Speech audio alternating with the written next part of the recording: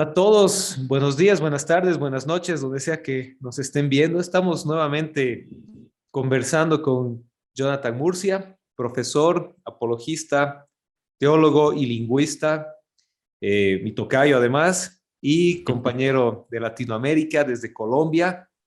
Realmente un gusto poder conversar con Jonathan, un pensador latinoamericano joven pero a la vez de profundidad teológica, de profundidad intelectual. Y nuevamente gracias por darte el tiempo para conversar con nosotros y también por transmitir esto y promoverlo por medio de tus plataformas, que también es una bendición y una alegría, que pienso que son temas de mucha importancia que vamos a tratar. La vez pasada hablamos del ecumenismo, un tema que es bastante complicado tratarlo en nuestro contexto latinoamericano, pero tal vez más enfocado a la iglesia, ¿verdad? Más la gente de la Sí, iglesia tiene más curiosidad por el ecumenismo. Hoy cambiamos de tema y creo que este es un tema más amplio, es un tema que aborda y que toca la llaga tanto dentro como fuera de la iglesia. Y el tema que hoy tratamos es iglesia y sociedad, la relación entre la iglesia y la sociedad. Así que, Jonathan, gracias nuevamente por darte el tiempo, hermano. Y te dejo la palabra, por favor, para que puedas comentar y si quieres introducir el tema. oh, genial. No, muchísimas gracias. Me siento muy, muy honrado por tu presentación. Creo que no me merezco todos esos títulos, pero se hace lo que se puede con lo que se tiene. Siempre digo, mis hermanos, que uno siempre es un eterno discípulo, ¿verdad? Uno siempre está aprendiendo. Y a mí me encanta esto, compartir con los hermanos lo que quizás poquito a poquito uno va adquiriendo, pensando, reflexionando, y que a veces uno lo deja uno por poco, pero para algunos puede ser mucha bendición. Entonces eso es lo que queremos, tratar de compartir lo poco que el Señor nos ha dado con ustedes y que podamos vivir el Evangelio aplicado. Yo creo que este es el tema de hoy. Hoy me decía Jonathan, mi tocayo me decía, vamos a hablar sobre iglesia y sociedad, si nos hemos aislado, cómo está la iglesia y sociedad, y eso es lo que queremos hablar. ¿Cuándo empezó la iglesia específicamente cristiana? Quizás un poquito el Antiguo Testamento, cómo se dio la sociedad y cómo es lo que yo he venido como pensando, me gustaría escribir algo, hacer contenido sobre esto, porque te voy a confesar algo. Hace poquito tuve una conversación con mi hermana regresa a los caminos de Dios y ella comienza a hacerme preguntas importantes, ¿qué es el evangelio, la soberanía de Dios, la responsabilidad del hombre, cosas así? ¿Cómo vivo un evangelio en mi vida? Entonces yo le explicaba muy técnicamente, mira, tal principio, aquí esto decía Calvino, esto Arminio, esto no sé qué, esto, tal. Y ella me decía, sí, sí, sí, sí. ¿Cómo Dios usa a tu familia, tus seres queridos para moldearte, verdad? Así, sí, sí, sí, pero ¿cómo vivo eso en la práctica? ¿Cómo sé que Dios es el Señor de mi vida? ¿Cómo vivo el día a día? Y la pregunta me dejó, o sea, me dejó pensando un rato. Yo creo que pude haber estado como, mientras ella hablaba, como 5 minutos pensando una respuesta, hasta que pude y me dejó pensando y he comprado últimamente literatura para eso. ¿Cómo nosotros como iglesia, como cristianos, podemos aterrizar a la realidad? Y mira, te tiro un dato que me aprendí esta semana. Martín Lutero, en el siglo XVI, era el teólogo más leído del mundo, pero era muy criticado por la creme de la teología, los latinos, todo el mundo decía, no, Lutero, tú deberías escribir, tú haces puros panfletitos, folletitos y los pegas por ahí, eso no es teología, porque antes se escribía la teología en latín y eran Ujú. grandes tomos, la Suma Teológica, eran cosas grandísimas. Entonces él decía que él usaba una lengua vulgar porque no era latín original, porque tú sabes que el latín es la lengua santa, sagrada por los romanos. Entonces él decía, sí, sí, sí, ustedes sigan escribiendo sus tomos y leyendo son ustedes que ustedes entienden. No, no, yo quiero bajar la teología del pueblo. Yo quiero que la gente del común conozca a Dios. Ujú. Entonces, y es una advertencia, ¿no? No estoy a decir que lo que ustedes hacen no es importante, por supuesto es importante, muchos se nutren. De hecho, para hacer una buena teología no tiene que nutrirse de buenos teólogos para poder bajar. Su trabajo es importante, pero ven acá. Yo creo que ese espíritu es sano hoy en día. ¿De qué me sirve a mí ser el gran teólogo, ser la gran scrum de la apologética, estudiar, tener cartones, si la gente del común, la media, los que necesitan teología, tanto ricos, tanto pobres, no entienden la teología? Y eso es lo que creo que de los grandes retos de la iglesia, hacer de la teología una teología más práctica, más entendible, que se pueda vivir en la cotidianidad. Eso me parece importante. Entonces, hay más o menos como una introducción de lo que queremos. Creo que es importantísimo y esto que mencionas es tan fundamental porque la batalla, a falta de una mejor palabra, entre la academia y la, si quieres, apología o evangelización no es nueva, ¿no? Parecería ser nueva, pero está los ataques que mencionabas contra Martín Lutero, incluso un poco antes que Martín Lutero, del mismo Tyndale, por ejemplo, en Mm, Inglaterra, que él quería poner la Biblia en una... Su meta era una Biblia en cada iglesia, que haya una Biblia en- en cada iglesia y y que en sea en cada inglés campesino, para que... ¿Perdón? y en cada campesino, que cada Y en cada campesino tuviese una campesino. Biblia. Sí, sí, y una Biblia, hablando de una Biblia en inglés, ¿no? Justamente no una Biblia en Mm, latín.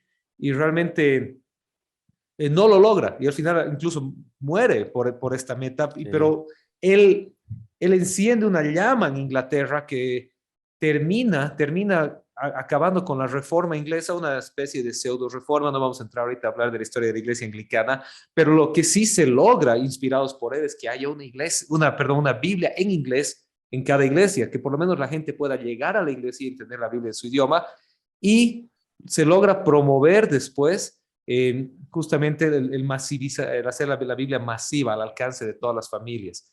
Es súper interesante y lo mismo Martín Lutero, muchas personas pierden de vista que la base del idioma escrito alemán es la Biblia de Martín Lutero, porque Mm, hasta las épocas de Martín Lutero, la Alemania no se la entendía como se la entiende hoy, ¿no? Sino el alemán era visto como justamente campesino, iletrado, ignorante en esas épocas, con todo respeto a los amigos alemanes, pero eran vistos como la puntita del Sacro Imperio Romano cristiano, y era un grupo de campesinos bárbaros, y Martín Lutero empieza a escribirles y hablarles en lenguaje para ellos bárbaro y logra de esa manera una reforma en la mente que acaba transformando Europa y por extensión el mundo. Todo esto, ¿por qué?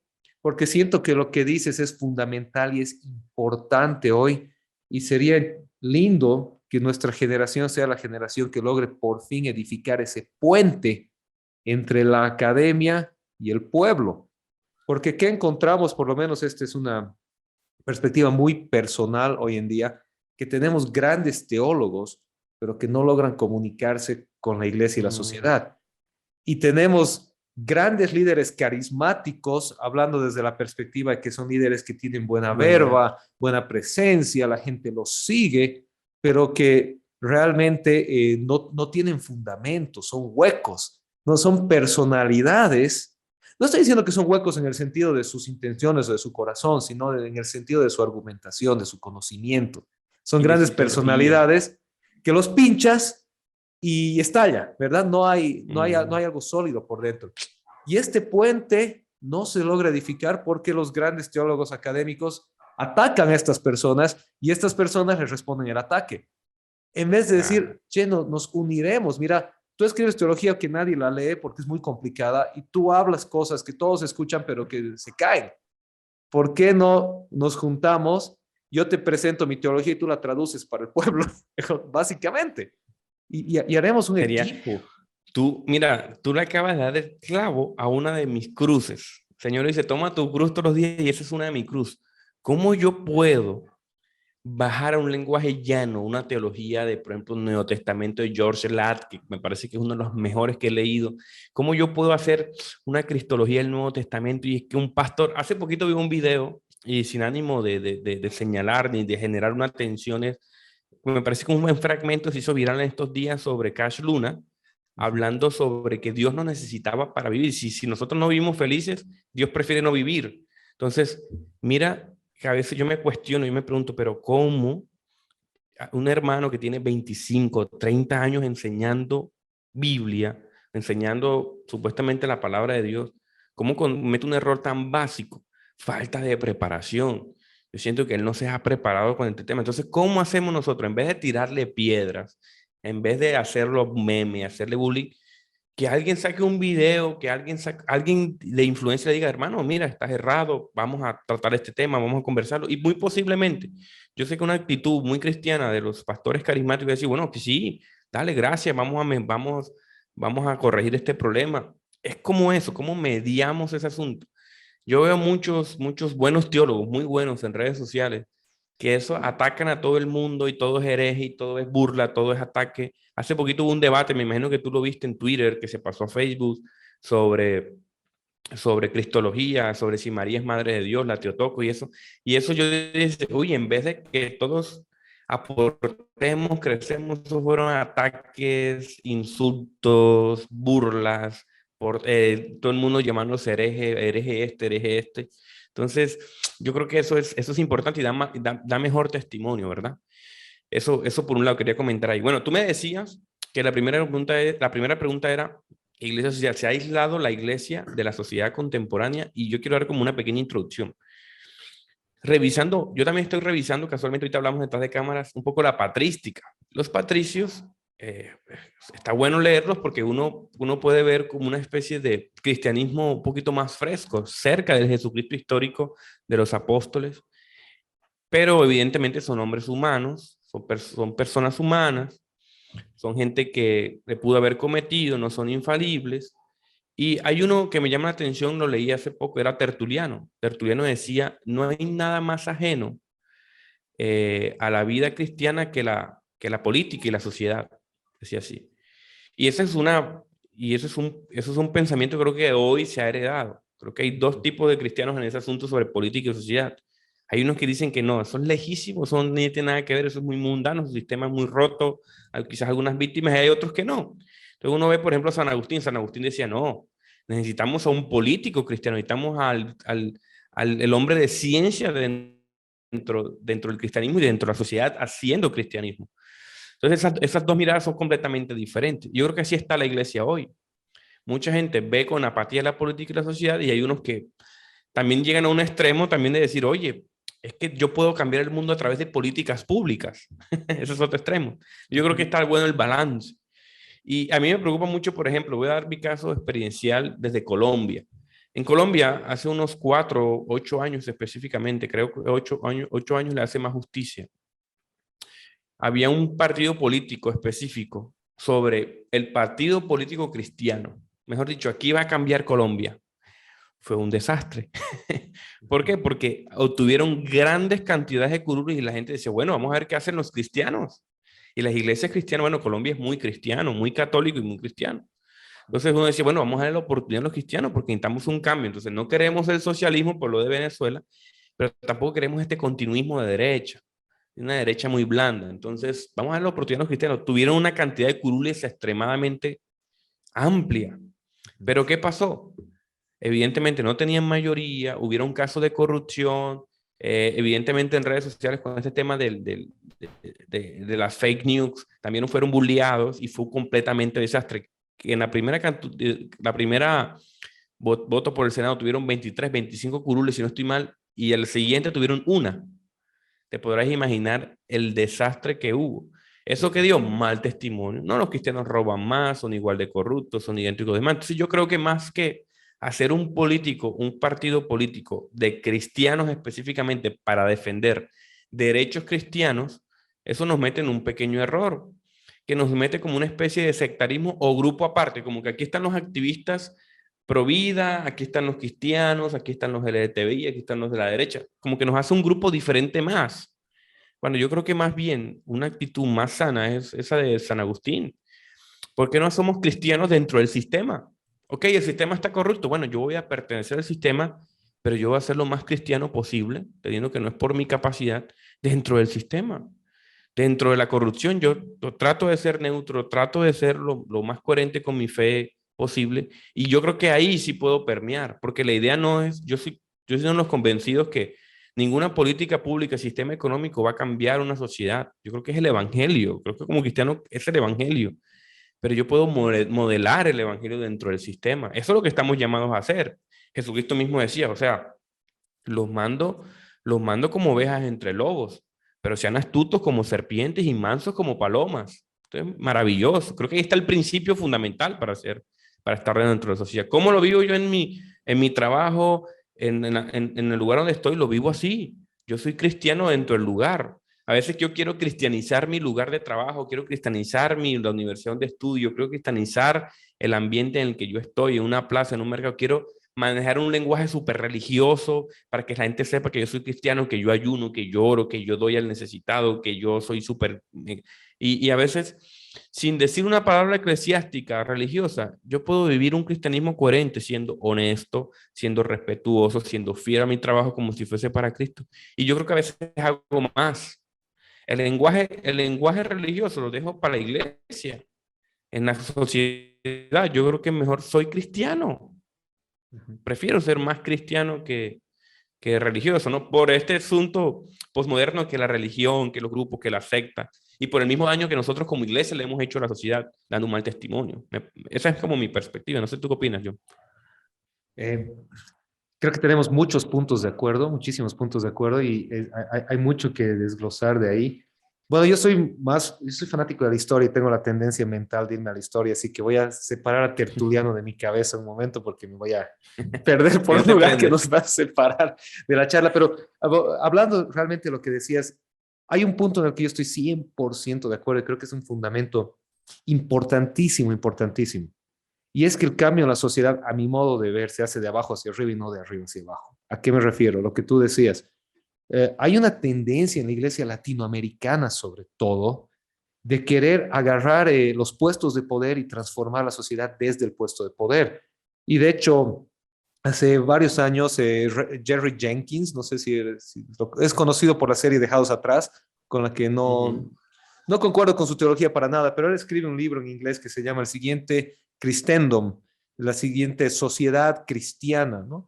Y él habla de cómo Europa era una sociedad cristiana, después fue de los Estados Unidos y ahora Latinoamérica se convierte en una sociedad cristiana. Y en ese libro él ya menciona de esta tendencia de la iglesia latinoamericana de querer hacerse de los puestos de poder para legislar la nación desde una cosmovisión cristiana.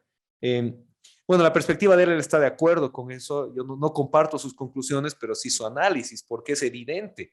Y un país donde esto se ha hecho también muy evidente, tú mencionabas Colombia. Yo viví en Guatemala varios años y en Guatemala tuvieron muchos presidentes evangélicos, uno de los países que ha tenido más presidentes evangélicos. De los tres o cuatro que han tenido, todos denunciados por corrupción, un par de ellos acabaron en la cárcel, uno de ellos acusado de Mm. genocida. Entonces, ¿y cómo? Eran pastores, eran creyentes, pero llegan al puesto de poder y la presión simplemente los revienta. ¿Por qué? Porque la cultura, ellos están entrando no por un llamado divino, sino por una perspectiva estratégica. Y aquí viene un gran problema, que la iglesia no puede funcionar por las estrategias del mundo. La iglesia tiene que funcionar por el plan del reino, el plan divino. Entonces, lo que tú mencionabas, si yo soy cristiano y tengo un puesto de poder, entro en política, en primer lugar tengo que estar muy cubierto por el Señor en aquello que estoy haciendo y Claro. tratar de hacer la diferencia desde mi posición hacia el mundo, sabiendo que voy a pagar un precio por aquello. Mi carrera va a ser sacrificada, mi persona va a ser atacada, pero si la iglesia como institución o como cuerpo quiere agarrarse del poder y hacer el partido político cristiano, los senadores, los diputados, los alcaldes cristianos, el resultado históricamente se ha visto que no es bueno. No es bueno, y tú mencionabas el caso de Colombia hace poco, y eso se ha visto en muchos lugares. Eh, ¿Por qué? Sí. Porque el cambio debe ser de abajo hacia arriba. Cuando la sociedad se transforma, la cúpula se transforma. Al final, la política es el arte de regurgitar lo que el pueblo piensa para ganar poder. Y esta idea más lanzo ahí. Esto se ha visto mucho con las nuevas corrientes de izquierda, o más que de izquierda, hablemos de las corrientes del progresivismo contemporáneo. Si tú Mm. regresas a los años 70, 80, incluso principios de los 90, estas eran vistas como corrientes extremas, corrientes fuera de la sociedad. Pero ellos han tenido un muy buen mecanismo de llegar a las masas, de contar la historia, de presentar su perspectiva, de hacerse de la voz del que no tiene voz, ¿verdad? Del movimiento LGTB, de las mujeres, etcétera, etcétera, de los grupos étnicos, raciales, entre comillas, oprimidos. Eh, y entonces ellos han ganado la cultura, han ganado la mentalidad de la gente e inmediatamente se han hecho del poder, sin oposición, en muchos lugares. Y esto es lo que pasa, que la iglesia, habiéndose entendido como el fundamento cultural, en cierta manera renunciado a la cultura y ha tratado de hacerse de los puestos de poder Y cuando te haces del puesto de poder y no tienes la cultura, te das cuenta muy rápido que el poder se esfuma. El poder no es poder si Mm, no tienes la cultura a tu lado. Entonces, por eso te decía que siento que en muchos aspectos tenemos por lo menos una perspectiva muy similar. La labor de la iglesia no es hacer la política, la labor de la iglesia es influenciar a las personas para que influencien la política. exacto, Yo lo pondría de esa manera. No quiere decir que no haya cristianos en totalmente. política, pero la política como política no es la solución. Sí, yo No creo que sé, ¿qué opinas? sí, no, yo creo que la iglesia universal entendida, yo creo que está llamada más que a hacer política, es a marcar un estándar en la política, a dar a dar el estándar moral a la política. Por eso algunos han capitalizado muy bien a los valores cristianos. En una entrevista que yo le hacía a un hermano allá en Santo Domingo, él decía algo interesante. Él decía que esta tendencia socialista y conservadora de derecha y de izquierda, los de la derecha han capitalizado mejor los votos de la gran mayoría porque Latinoamérica tiene la tendencia a ser religiosa. ¿Por qué ha triunfado tanto la derecha y ha capitalizado tanto en ciertos países? Por eso, porque ellos le roban o le piden prestado los valores al cristianismo. La meritocracia, por eso el capitalismo es más allegado. Por eso cuando tú ves, hay gente muy cristiana, gente bien formada que dice, no, yo jamás votaría por un socialismo porque las ideas socialistas van contrarias filosóficamente a la cosmovisión cristiana. Entonces, por eso los conservadores han capitalizado mejor. Hay gente que dice que es cristiana, que es conservadora, que es provida, pero son también mundanos, impíos, que simplemente se han aprovechado del discurso o de los principios bíblicos. Creo que eso ha capitalizado bien. Eso por un lado. Bueno, tú me decías que el segundo punto es que si nosotros como iglesia tenemos una voz relevante para la sociedad. Hay una pequeña historia que puede sonar así como muy carismática, pero a mí me gusta muchísimo cuando voy a ejemplificar la influencia que nosotros creo que deberíamos tener. Y si hemos perdido, tenemos influencia. Hay un sacerdote, que no me acuerdo, no me estaba pensando ahorita. Me acordé fue ahora, no lo preparé. Pero él decía que cuando estaba pequeño, él decía que él quería influenciar a todo el mundo. Se le reveló el evangelio muy temprana edad. Entonces decía que quería influenciar a todo el mundo, él iba a cambiar a todo el mundo, iba a ser Nobel de Paz y tal. Cuando cumplió los 20 años se dio cuenta de que era como una apuesta, cuando comenzó a tener una perspectiva más amplia del mundo, se dio cuenta que una apuesta muy grande.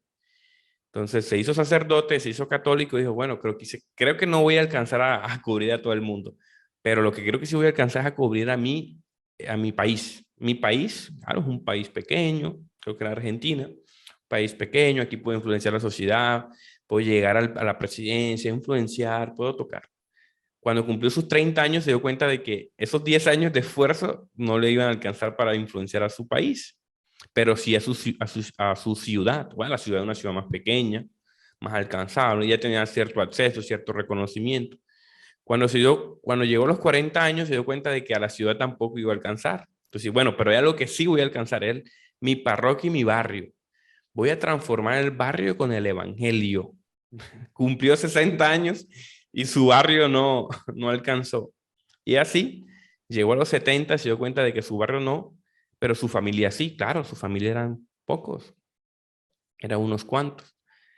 Cumplió 80 años, se dio cuenta que ni a su familia pudo influenciar.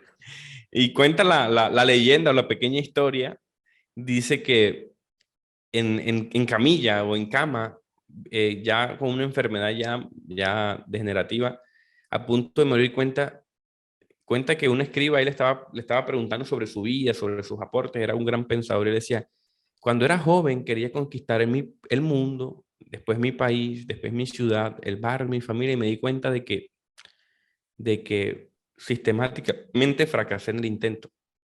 Y creo que hoy comprendí el porqué de mi fracaso, porque yo intenté cambiar al otro, pero muy poco me esforcé por cambiarme a mí mismo, por permitir que Dios transformara mi corazón. Y pensé que a mi corta edad había entendido el Evangelio, pero hasta ahora entiendo el Evangelio, que no se trata de la obra que yo puedo hacer, de mis capacidades, de mis recursos, de mi influencia, sino de lo que Cristo ya hizo, ya Jesucristo hizo en la cruz. Yo creo que puedo presuponer yo, pero yo creo que comprendió el principio que para mí es fundamental, la sola gracia de Dios y el solo Cristo y la sola fe para poder servir en libertad. Y yo creo que la iglesia debe entender esto, que no es mi capacidad, no es la forma, no es lo que yo puedo hacer, no es los rangos que yo puedo llegar. Evidentemente es lo que el Señor me ha dado, me permite hacer donde me permite hacer y puedo yo servir sin la carga de yo ponerme la camiseta de Mesías. Yo creo que todo cristiano debe entender eso, que nosotros no somos Mesías. A mí me llegan constantemente, Jonathan, casualmente anoche me llegó un mensaje antes de acostarme. ¿Cómo puedo hacer yo entender a una iglesia? Me dijo un hermano. ¿Cómo hacer yo poder entender a una iglesia que su pastor o su predicador principal los está robando, le está manipulando con las escrituras? Y yo pensé la respuesta y yo decía, yo creo que tú no puedes, creo que es el Espíritu Santo el que lo puede hacer. Ujú. Y si estás ahí, yo creo que lo mejor que puedes hacer es quitarte la camisa de Mesías e irte de ahí. Dejar una semilla en dos, tres hermanos, irte de ahí y tratar de preocuparte por buscar una iglesia donde tú puedas crecer, servir y glorificar al Señor. Yo creo que esa visión para mí es la más sana. Poder volver a lo que decía hace un rato, volver a ejercer mi cristianismo desde una apuesta más modesta. Uno a veces tiene buenas intenciones, quizás tiene ciertas habilidades, pero uno creo que uno puede vivir, o sea, eso es lo que yo estoy reclamando a la iglesia, vivan el evangelio. O sea, no tratemos de embutirle a la gente porque evidentemente no ha funcionado, no funciona embutir el evangelio a la gente. Y yo tengo amigos que hace muchos años me decían, ay, pero no, ven acá, te vamos a invitar a la casa, pero no vengas aquí con tu evangelio aquí. No queremos ser evangelizados. Y yo decía, pero ¿por qué rechazan a Cristo si esto es lo mejor? Uno cuando descubre el Evangelio es como tú encontrar un diamante grande y querer llevárselo a todo el mundo, darle un pedacito a cada uno. Pero se da cuenta frustradamente que esa buena noticia se convierte en una mala noticia para otros y uno comienza como a menguar. Y creo que uno tiene que perder la esperanza, pero también ser astutos. ¿Cómo yo predico entonces el Evangelio si la gente no quiere escuchar el Evangelio? Lo modelo, lo vivo, para que el otro lo vea en mí. Y la gente dice, yo quiero lo que este tipo quiere, ahí sí quiere ser escuchado, permitir que el Espíritu Santo accione, no todo el tiempo. Yo soy muy de evangelismo espontáneo, por supuesto que sí, pero no el evangelismo espontáneo y dejarlos ahí, ya no. Ven, te invito a mi iglesia. Oye, hay un discipulado en mi casa. Vamos a estudiar la Biblia, porque es que yo decirle a alguien, sí, obviamente el Espíritu Santo puede hacer, dejar la semilla y eso germinar después, pero modelar el evangelio, comenzar con lo que tengo a mi mano. Uno quiere encender 10, quiere encender 100, quiere encender una ciudad, influenciarla de la iglesia.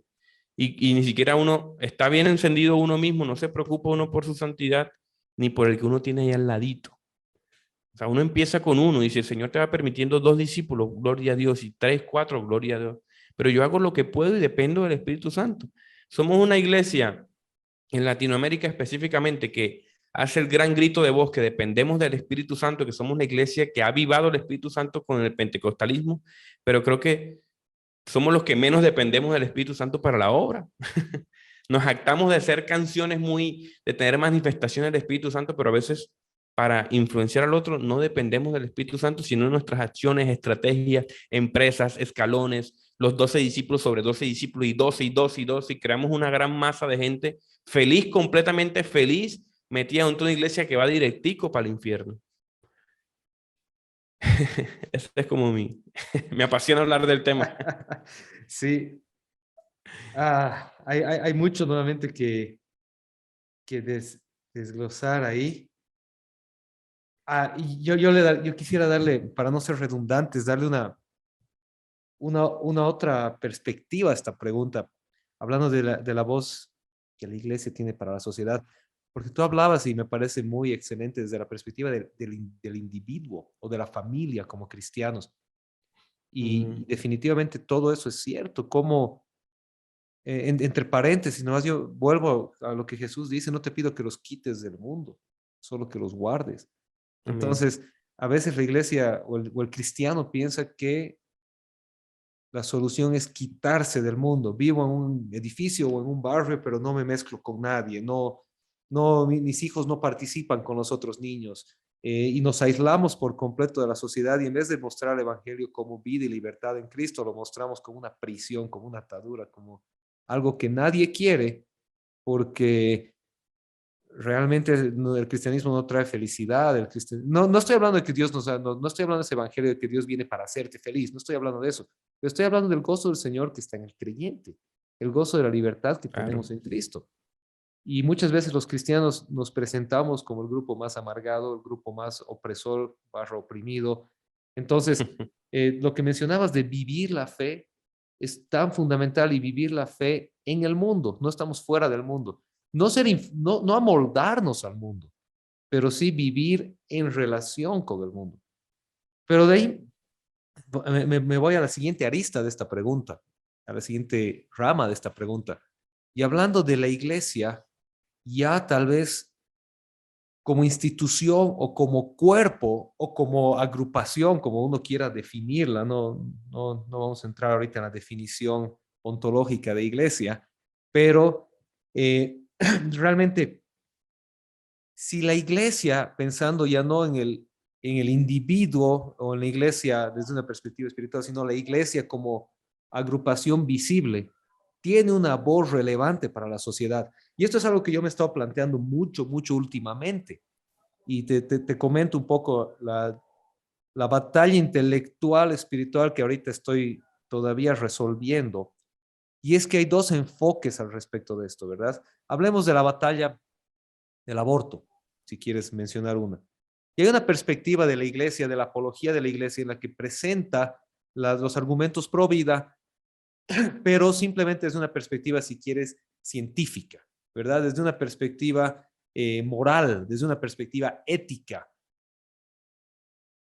Pero el argumento es que para nosotros como cristianos la palabra de Dios fundamenta nuestra ética, nuestra moral, pero para el mundo no. Entonces, cuando voy a Mm, presentar mis argumentos en contra del aborto, voy a presentarles argumentos que son válidos para ellos. Y al final la palabra de Dios dictamina mi vida, pero en un mundo laico, en un país laico, en una cultura post-cristiana, entonces no voy a presentar la palabra de Dios como argumento porque va a caer en saco roto. Y es una estrategia que se presenta, pero al mismo tiempo, esta es la pregunta que yo me hago. ¿Por qué no argumentar desde la palabra de Dios, que al final es la cosmovisión cristiana y para nosotros es la verdad? Y si es la verdad, pues no va a ir en contra tampoco de la revelación general o de lo que se habla del mundo natural. En otras palabras, la ciencia nos ha mostrado hoy que hay vida desde la concepción, por ejemplo. ¿No? El ser humano es ser humano desde el momento de la concepción. No hay no hay un acercamiento ontológico a la vida, no es que el óvulo fecundado se va volviendo más vida a medida que avanza el tiempo. Ese es un argumento filosófico completamente ya desde la medicina y desde el derecho completamente rechazado. El ser humano es ser humano y es vida desde el momento de la concepción. Ese es un argumento, está bien, ético, filosófico, científico, moral. Pero para nosotros hay un argumento mucho más profundo, porque ese ser es imagen de Dios. Ese ser es propósito de Dios. Y ese claro. argumento no debe, a mi modo de ver, no debe evadirse. No debe decirse, porque este es un foro secular y no un foro cristiano, no puedo presentar ese argumento. ¿Por qué una cosmovisión naturalista, una cosmovisión indigenista, una cosmovisión lo que quieras, puede presentar su cosmovisión y ser recibida como válida, y una cosmovisión teísta cristiana no? Y es porque muchas veces los cristianos tenemos una cierta vergüenza de presentar nuestra fe desde nuestra fe. Y esto es a lo que resume la cuestión que te decía, la disyuntiva. ¿Cómo, cómo hacer esta estrategia efectiva? Es decir, presentar la voz de la iglesia a la sociedad sin diluir el fundamento de nuestra voz, que es la palabra de Dios, pero al mismo tiempo presentando argumentos que son válidos y resuenen con la sociedad. ¿Me entiendes la pregunta? No sé si Sí, la sí, sí. logro plasmar de una manera Sí, coherente. sí. Yo creo que inclusive si la podemos conectar con la última, con el último punto sería genial. Porque Perfecto. tú me preguntabas y me planteabas sobre la batalla cultural, si se ha perdido y todo el asunto. Yo creo que lo podemos conectar ahí al final.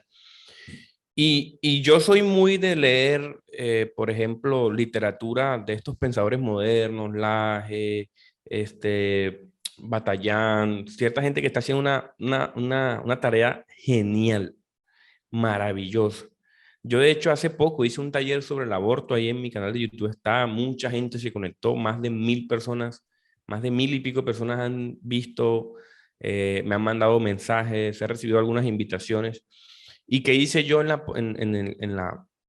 el taller? Bueno, hay algo que a mí me gusta mucho y por eso aplico el principio paulino y es: examino todo, retengo lo bueno, desecho lo malo. A mí me encanta mucho la teología tomista, la filosofía y teología tomista.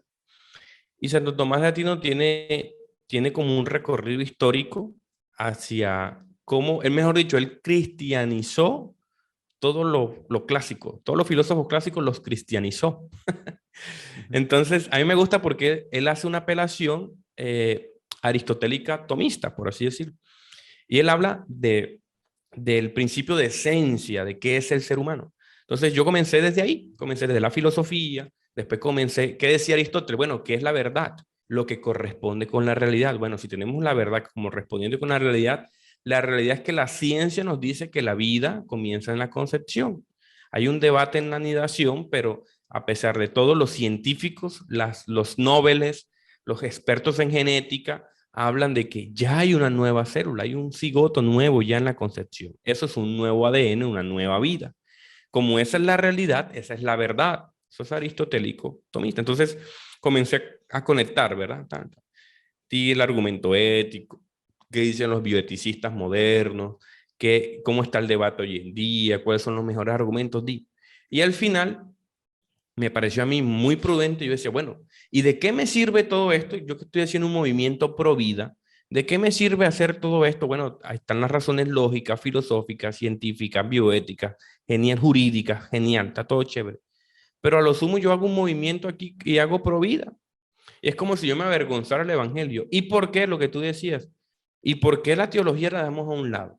¿Por qué el naturalismo, siendo el naturalismo en su concepción valga la redundancia, un concepto difícil de explicar, que además es metafísica y es filosofía, ¿por qué, como aparenta ser más científico, por qué ese sí es valioso y la teología no es valiosa? Y yo he venido pensando esto, creo que los medievales lo tenían más claro aún. Los medievales pensaban que uno, para hacer teología, primero tenía que ser un gran académico, matemático, conocimientos en gramática, filosofía, historia, para después, a una edad bien capacitado, hacer teología, la madre de la ciencia, la reina. Hoy en día, dentro de la sociedad y dentro de la academia y dentro de las universidades, la reina la tenemos exiliada, la tenemos metida en un cajoncito, pero nos queda la filosofía. Entonces, creo que la filosofía es una batalla, una buena herramienta de batalla cultural, los argumentos, todo que uno puede usar para hacer filosofía, pero el punto es este, y es que si nosotros al final del día no conducimos a la gente a Cristo, estamos perdiendo el tiempo y una oportunidad. Yo creo que la batalla cultural se está ganando en cierta medida, se está ganando, pero si no apuntamos a Cristo, estamos como desaprovechando. Es como si lanzáramos una bala al aire. Vamos a ver si cae, si cae este principio. Pero la palabra es clara cuando nos dice que el evangelio es poder para transformar y salvar la vida de las personas. Entonces yo creo que si hay una oportunidad, si se nos abre un micrófono, si se nos abre una puerta, lo ideal sería ver al cristianismo como algo completamente plausible. Y ya me acordé lo que decía William Lane Craig, J.P. Morgan en su libro. Él decía que de los años 60 para acá, el teísmo ha cobrado gran relevancia dentro de las universidades y el campo científico. Porque ¿qué pasó? Siglo XVI y siglo XVII aparece el modernismo. El modernismo, una corriente filosófica. Descartes decía, pienso, luego existo. Entonces él decía, bueno, ya no, la razón es el inicio del racionalismo. La razón es suficiente y Dios también pudo usar la razón para nosotros poder llegar a ser suficientes, a suplir todas nuestras necesidades básicas y a la realización del ser. Kant, después vinieron Hegel, después vino Comte y vinieron un montón de filósofos que lo que hicieron es sacar a Dios de la ecuación. Decía Comte, ya el ser humano tiene que madurar y dejar esos pensamientos infantiles de la religión y ocuparse del positivismo. Y la razón es lo suficiente para suplir todas nuestras necesidades. Entonces, al quitar a Dios de la ecuación, no es que dejaron de creer en Dios, sino que crearon un Dios, que era la diosa razón. Y la diosa razón comenzó a ser el centro del hombre. Entonces creíamos que el hombre podía autorrealizarse. ¿Y qué pasó? Fracasamos. Siglo XIX y siglo XX, dos guerras mundiales.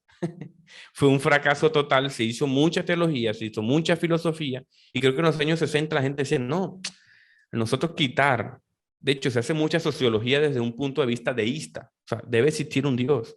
Algunos sociólogos decían, es mejor que exista Dios. En vez de matar a Dios, como decía Nietzsche, dejemos a Dios donde está, que al menos el temor a Dios nos hace al menos tener una regla o alguien a quien obedecerle. Esta es una visión ateísta. Pero el cristiano tomó una posición, oye, pero lo más lógico, lo más lógicamente posible es que existe una deidad, pero ¿cuál? Entonces el teísmo está dentro de las universidades permeando un poco. Pero yo creo que, hermano, si nosotros nos quedamos con los argumentos de Laje, de Lupe, de los chicos que están haciendo su trabajo, yo no los critico, no quiero que sientan que los estoy criticando. Ellos nunca se han considerado evangelistas, ellos hacen su trabajo. Inclusive Dios los está usando, para mí Dios los usa. Si usó a Ciro, si usó a Nabucodonosor y decían mi siervo Ciro, o sea, puede usar a cualquiera. Entonces, yo creo que ellos están haciendo el trabajo que están haciendo, pero yo creo que como cristianos, en vez de apegarnos a ese discurso conservador que muchos jóvenes son pro-laje, en mi país pasa algo particular, que tuvo una gira y esa estaba lleno más que de politólogos, estudiantes de ciencias sociales, estaba lleno de cristianos. Ujú. Laje se ha convertido en el abanderado. Gloria a Dios que el Señor lo puede usar, pero yo creo que si nosotros nos metemos y nos encapsulamos en ver al otro como un enemigo, en vez de ver al otro como una alma que se puede salvar, creo que estamos haciendo una vida más cristiana. Entonces, yo creo que ahí te respondo un poco bien la pregunta. Sí, está bueno hacer la batalla cultural, está bueno que la sociedad como iglesia funcione, pero yo creo que no debemos desaprovechar las oportunidades para nosotros ver el cristianismo como algo intelectualmente viable, sino que además aceptable y como una oportunidad para presentar el evangelio cuando se nos dé la oportunidad. Como dice Pablo, no me avergüenzo del evangelio, es una oportunidad para salvar el alma de una persona. Si Ujú. lo puedo vivir, si lo puedo, porque tampoco, no quiero que se me lleve al otro extremo mis palabras. Yo he venido toda la charla hablando sobre modelar, modelar, modelar, pero aquí hay algo crucial, y es que Jesucristo dijo ahí que, ¿cómo creerán si no oyen? Entonces, la fe viene por el oír, dice la Biblia, y el oír el mensaje de Jesucristo. Entonces, no solamente es modelarlo. Hay países en donde quizás, si ellos hablan del cristianismo, he escuchado ahí de Jucum, hace poquito estaba en Jucum, hablando con alguien de Jucum, Ujú. para que no sepa que Jucum es como una escuela evangelística mundial, y hay un Ujú. país, no sé si es Bangladesh, hay un país donde si hablan del cristianismo, si los escuchan hablando del cristianismo, los ahorcan. Entonces, ¿qué hacen los misioneros? Se van al país, viven lo que más puedan del evangelio y cuando la gente les demanda razón de la esperanza que hay en ellos, los evangelizan dentro de casas, sí, no en público, sino dentro de casas. ¿Por qué? Porque ellos son entendidos y son entrenados para decir que sí, yo puedo modelar lo que sea el evangelio, pero si yo no les predico a Cristo con mi boca y no lo escuchan, jamás van a poder entender el mensaje del evangelio. El Espíritu Santo obra como quiera y Dios transforma, lo vimos en la cruz, pero el llamado hoy es a predicar el evangelio con nuestra voz, explicarlo y modelarlo. ¿Tú qué Es, opinas? sí, estoy. Mientras hablabas, me tomaba apunte de algunas cosas para no olvidarme, algunos puntos interesantes que me llaman la atención. Eh, eh, eh, Quisiera un poquito retroceder a donde tú empezabas, que es justamente con la ilustración, ¿no? Con el inicio de la ilustración, tanto de Descartes, Kant y etcétera, etcétera. Y hay una cosa muy interesante, una crítica que le hacían los contemporáneos a Kant, que él era hijo de predicador, ¿no? Y le decían que era al final, con toda su filosofía, no podía desprenderse, deshacerse por completo de sus fundamentos de fe, porque él presenta toda su ética y su moral y termina diciendo, pero el fundamento de toda decisión debe ser cómo tratas al otro ser humano como tu hermano. Y decían eso, pero esa es la religión que las metió en tu filosofía, ¿no? Eso no es, ya no es lógica, hasta Sí. ahí llegó tu lógica Kant. Y la realidad es esta, que la ilustración justamente partió de los fundamentos de una sociedad cristiana y trató de sacar a Dios de la ecuación. ¿Y qué pasa? Que en la primera generación se puede hacer eso. La vez pasada hablábamos también del peligro de esto con algunos teólogos, ¿verdad? Que parten en una perspectiva cristiana, pero después cuando tú vas negociando la teología, la segunda, tercera generación puede que ya no esté en la fe y llegan a convertirse en sectas. Entonces, lo mismo sucede con la Ilustración. Ellos parten desde un mundo cristiano, desde una sociedad ético-moral cristiana y quieren hacer a Dios a un lado y mantener la ética y la moral. Y vemos cómo eso muy rápido se degrada, se termina degradando. ¿Por qué? Porque si sacas el fundamento, entonces la casa tarde o temprano se va a caer. Y ese fue el gran error de la Ilustración. El gran error de la Ilustración fue el mismo error de la Torre de Babel. Nosotros nos haremos Dios. Haremos a un lado a Dios y nos haremos Dios. Y eventualmente la Ilustración se derrumbó por su propio peso. No puedes sostener una ética moral cristiana si no tienes los fundamentos que le dan base a esa ética moral. Y por eso llegamos a lo que llegamos hoy, a un posmodernismo que rechaza todo, agarra el ateísmo de la Ilustración y elimina la ética y la moral de la Ilustración y llega a lo que hoy tenemos, que es la sociedad humana más rica y cómoda de la historia y al mismo tiempo la más deprimida y con mayor ansiedad de la historia. Un resultado terrible. Y eso me llevamos a un segundo punto. Solo te voy a mencionar tres cosas brevemente. Esa era la primera para darle un golpe más al clavo que dabas a la Ilustración y a la filosofía sin teología, o a la filosofía sin fe. Yo me iría aún más allá de la teología, a la filosofía ético-moral sin el componente de la fe. Me imagino que estás familiarizado con Jordan Peterson, un psicólogo canadiense que está muy de moda. Voy a ser muy de honesto. Ese tipo me intriga bastante. No lo he leído, solamente he visto su publicidad, sus videos, su contenido. Pero ya anoche casualmente hablaba con alguien que me decía que quería presentar una tesis desde el teísmo, una tesis académica. Qué interesante. Y ella me citaba, ¿qué opinas de Peterson? Y yo me sentí en deuda. Ya mismo voy a escribirle a mi dealer de libros porque creo que hay que leerlo. Me parece que es un El tipo más famoso interesante. es 12 reglas de la vida, ¿no? Que ya Es el sacó tipo, unos ahí voy a empezar. recientemente, que son 12 nuevas reglas. Pero en todo caso está, bueno, Jordan Peterson evade la pregunta y de hecho en una última entrevista que cuando lo escuché, él decía que le molesta que le hagan esa pregunta sobre si él cree o no cree en Dios, pero él definitivamente parte desde una cosmovisión, desde una perspectiva judeocristiana tradicional en su ética y moral. Y él conversaba hace poco con otro psicólogo y este hombre es ateo. No sé si has escuchado hablar de Brett Weinstein. Él tiene un No. podcast en inglés que se llama El Caballo Negro, Dark Horse. Y el asunto con él se hizo muy famoso porque lo echaron de su universidad a él y a su esposa por defender valores tradicionales, a pesar de que son ellos ateos.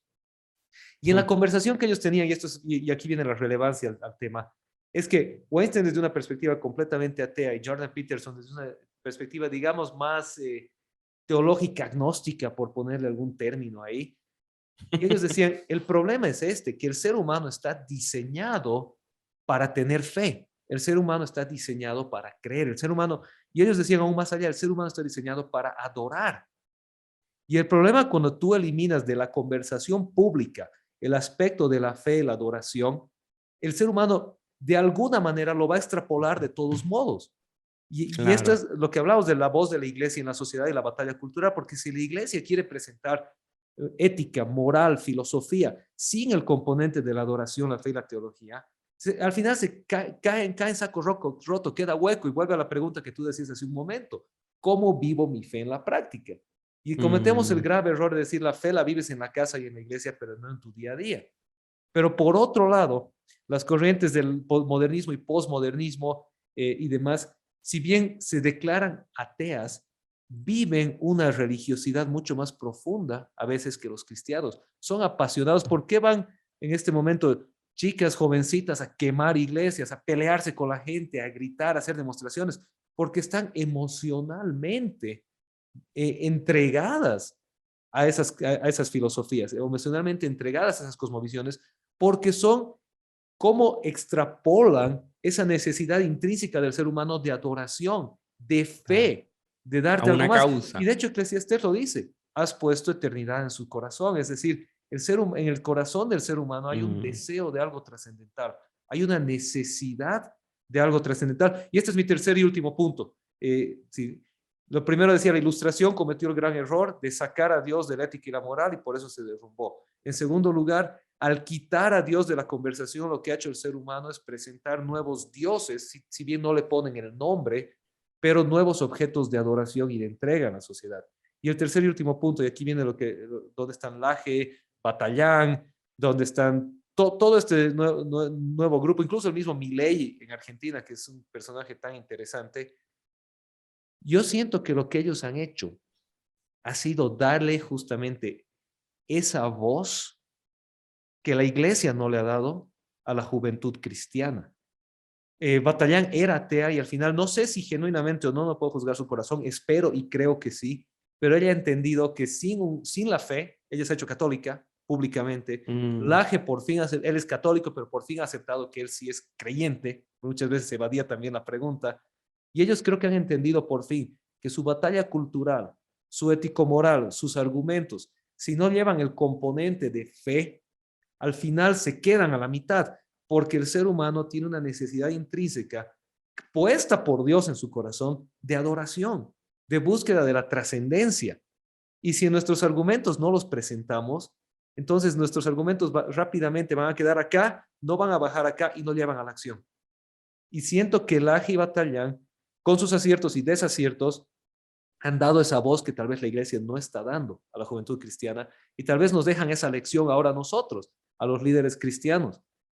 ¿Cómo le damos esa voz a la iglesia y a la juventud sin salirnos del marco de la ética y moral realmente bíblica y del modelo de Jesucristo y de los apóstoles? Y con ese último pensamiento, esos 3 puntos, por favor, te dejo la última palabra, querido Jonathan. Genial. Yo he venido meditando eso. Hace poco me escribió un chico que se llama Brian, creo que es de Paraguay. El tipo súper conservador, súper militante acerca del conservadurismo clásico. Y el Señor lo ha tocado. El Señor lo tocó. No, nadie hizo nada. Evidentemente, después de conversar con él por medio, me di cuenta de que creció en un hogar cristiano, pero a él le gusta es la política y la economía y la arquitectura. Creo que está estudiando en Estados Unidos. Entonces, él me dijo en una conversación espontánea en Instagram, un en vivo, él apareció en un en vivo de un hermano y comenzamos a charlar y él decía, mientras yo hablaba de teología y de política, él decía, eso, o sea, eso es lo que él le faltaba, él decía, ese es el engrane que me falta, le doy gracias a Dios porque por amistades como ustedes, porque yo siento algo, bueno, sí, yo defiendo los pro vida, yo defiendo esto, yo hago esto, yo creo que el liberalismo económico de Smith, y yo entiendo todos estos principios, pero a la final, si no hay una trascendencia, si no hay algo que soporte todo esto, no sirve de nada, estoy perdiendo el tiempo. O sea, yo sé que todo lo que yo estoy haciendo es un trabajo maravilloso y todo el asunto, pero si esto, en última instancia, si no hay más allá de algo en esta vida, pues no sirve de nada mis intentos. Mejor me voy, disfruto de una playa privada, me gozo. Si no hay nada más allá después de la vida, ¿yo para qué me estoy a estar matando aquí, dándome la pela y estudiando y leyendo y metido en congresos y invirtiendo? ¿Para qué me voy a dar la pela si no hay algo más allá de esta vida? Y cito un pensamiento de un gran amigo, él decía, si yo no fuese cristiano, si yo fuese ateo, desearía con toda mi fuerza que el cristianismo fuese verdad. Porque entonces, ¿para qué amar? ¿Para qué dar todo por los que yo amo? ¿Para qué estudiar? ¿Para qué entregarlo todo por mis hijos? Si a la final somos polvo de estrella y vamos a llegar a la nada. ¿De qué sirve? ¿De qué sirve yo hacer batalla cultural? ¿De qué sirve yo andarme peleando con Raimundo y todo el mundo y arriesgar mi vida, como quizá lo hace Laje, por ejemplo? ¿De qué me sirve todo eso? Si a la final, a mis 40, 50, 60 años, voy a morir. Ah, bueno, por un nombre, para que quede mi nombre. Pero ¿para qué? Si tú no vas a disfrutar de la fama de un nombre después de morir. No sirve de nada. Y vuelvo y cito el pensamiento. Si yo fuese ateo, desearía con toda mi fuerza que Cristo fuese verdad. Porque en el cielo voy a poder yo glorificar a Dios, vivir una eternidad con Cristo. Inclusive, en sí, el cristianismo no es de premio ni castigo como otras religiones, pero el Señor me dice que hay unas coronas de justicia. O sea, estar ante el Padre, no por la corona, sino que estar ante el Padre de cosas suficientes y además recibir una corona del Padre y estar con él en la eternidad, es lo que le da propósito a la existencia. Si no, ¿para qué? Si no, tienen razón los de MTV. Si no, si Dios no existe, tienen razón los de Playboy. O sea, me satisfago todo lo que puedo como un cerdo y trabajo todo por... yo vivo en una zona regional colombiana y dice, el hombre que trabaja y bebe, déjenlo gozar la vida. Toda la plata que cae en mis manos la gasto en mujeres, bebida y bailando, decía un compositor de un vallenato aquí. Ese tipo tiene razón, si Dios no existe. Ese tipo tiene toda la razón. Satisfago todos mis deseos hasta destruirme. 1 Pero si Corintios el 15, el cristianismo es apóstol verdad, Pablo. sí, si el cristianismo es verdad, entonces esa verdad es importante. Esa verdad es importante. Inclusive Nietzsche tenía más conocimiento de esto que muchos cristianos promedio. Nietzsche decía, si en última instancia el cristianismo es verdad, no hay nada más importante que ese apóstol, profeta o pastor. Porque ¿quién sería tan tonto, Jonathan? ¿Quién sería tan tonto de cambiar, no sé, 90, 85 años de vida por una eternidad? ¿Quién se jugaría esa estupidez? Pero él decía, y hacía una buena crítica. Por eso el cristiano tiene que leer a Nietzsche para que entienda mejor su fe. Nietzsche decía, pero los cristianos ni siquiera tienen dos dedos de frente para entender eso. El cristiano de a pie no entiende su fe. Vive como una oveja por ahí para arriba y para abajo. Anda detrás de una figura. Los jovencitos andan detrás de una figura del pastor de moda, del influencer de moda, del de este de moda. Pero no se hacen las preguntas importantes del por qué estoy aquí en la tierra. ¿Por qué hay algo en vez de nada? ¿Quién soy? ¿Para dónde voy? Y esta falta de identidad, de no saber quién soy, es lo que te vuelve un lacayo de ideologías. Estas chicas que queman iglesias, estos chicos que se meten en esos lobbies LGTBI, ellos están buscando un Dios. Ellos están tratando de buscar una identidad. Es porque no entienden su identidad en Dios que los creó. Y esto es importante. Ojalá los cristianos, y yo inclusive desde que vi las preguntas, yo sé que estoy apuntando a un público cristiano, específicamente digo el cristiano que se ponga pilas, papá, que sepa qué es lo que cree y realmente viva en la identidad de Cristo, que eso es lo que te da propósito. Fuimos creados para adorar. Eso es un principio teológico. Entonces, si no adoramos a Dios, inevitablemente vamos a orar a la novia, inclusive al servicio de mi iglesia. Y esa no es la idea. La idea es vivir. Esta vida tiene mucho valor, está dada por Dios, tiene mucho valor, pero siempre ponerse la maleta de peregrino y morir siempre que tenemos la oportunidad para servir al otro. Y cuando hablo de morir, no morir en la parte física, sino morir a nuestros deseos, a nuestra reputación, morir para servir al otro. Yo puedo modelar la muerte de Cristo en mi vida de manera cotidiana para servir al otro y presentar el Evangelio. Con eso quería concluir, mi querido Jonathan. Gracias por la invitación. Qué excelente charla. Aprendo mucho y soy muy bendecido. Muchísimas gracias. Déjame cerrar con un pasaje bíblico para no irnos sin mencionar lo que es tan importante, que creo que da el fundamento, y te mencionaba 1 Corintios 15, que es realmente lo que decías, ¿no? El apóstol Pablo hace todo un argumento de la resurrección y simplemente dice, al final, ¿qué gano si hago todo lo que hago por motivos humanos? Dice el apóstol Pablo, dice, al final, si los muertos no resucitan, comamos y bebamos, que mañana moriremos, lo que decías, ¿no? Si realmente los Sí, muertos sí. no resucitan, pues entonces vamos a vivir la vida de MTV o la vida de lo que quieras. Pero antes dice, lo Claro. cierto es que Cristo ha sido levantado de los muertos como primicias de los que murieron. Lo cierto, la verdad, la realidad es que Cristo ha resucitado.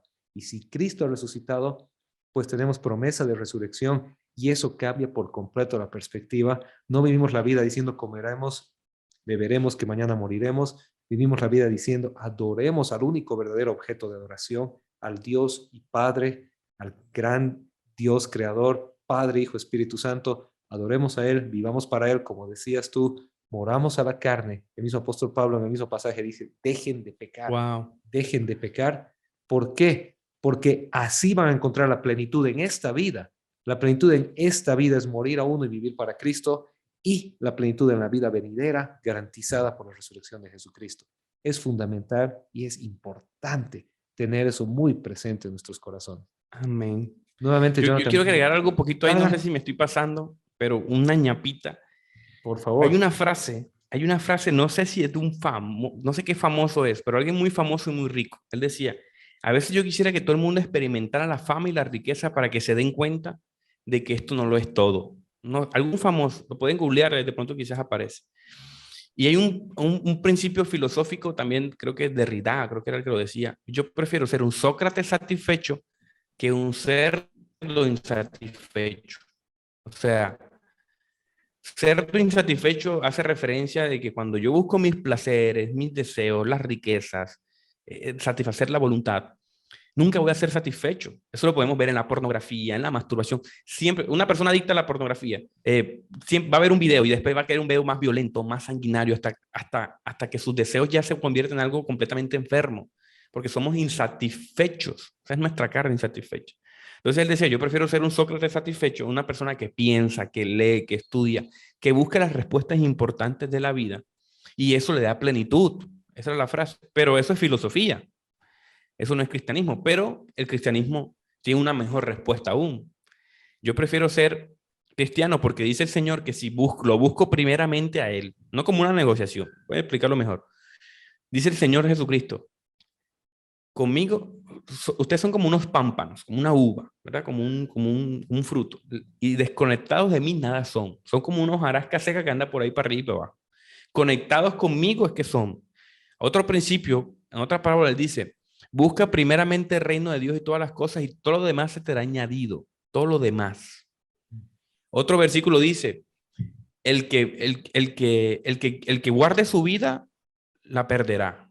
Pero el que entregue su vida por mi causa, la ganará la vida. O sea, Cristo completamente nos está tirando pistas de que cuando yo lo busco a Él, lo encuentro todo. Eso, por ejemplo, por un matrimonio. El que busca una esposa, que dándose la palabra por buscar una esposa, generalmente se va a ver tranquilamente frustrado en cualquier momento. Pero el que busca a Cristo, generalmente, ¿dónde buscas a Cristo? En una iglesia, en un lugar, en una conferencia, ahí vas a encontrar gente cristiana. Eso es como el que hace deporte. El que busca gente para hacer deporte no va a encontrar, pero el que se dedica a hacer deporte en el camino, mientras va persiguiendo a Cristo, mientras va persiguiendo un enfoque, se va a encontrar gente que va caminando para Cristo. Entonces eso aplica también para el trabajo, para la economía, para las relaciones, para las amistades, para todo. El cristianismo es la respuesta de absolutamente todo. Busca primeramente y lo demás se te irá yendo añadiendo. Porque a veces uno cree que en este mundo está buscando las cosas que uno desea porque el mundo te está modelando. Pero cuando tú vas persiguiendo a Cristo, se te van quitando las cargas, las plumas negras, y tú vas entendiendo realmente qué es lo que necesitas. Porque cuando tú vas persiguiendo lo que necesitas según el mundo, vas a añadir cosas que no necesitas. Pero cuando tú vas persiguiendo a Cristo, Cristo te va quitando el velo y te va diciendo, tú lo que necesitas es esto. Esto es lo que te da plenitud. Ese es el principio realmente de ese pasaje. Y yo creo que es un llamado de atención para los que van a ver este video. Ese es el principio fundamental, hermanos. Cristo. Cuando tú tienes una mirada trascendental, es como si te montaras un edificio de 100 pisos. Tú ves el mundo pequeño, este mundo comienza a perder su sabor. Cuando tú pruebas la gracia, hermanos, cuando tú das el sabor de la gracia, ese sabor así saladito, con sustancia, lo demás, el mundo, va perdiendo su sabor. Y termino con este versículo de Gálatas 6.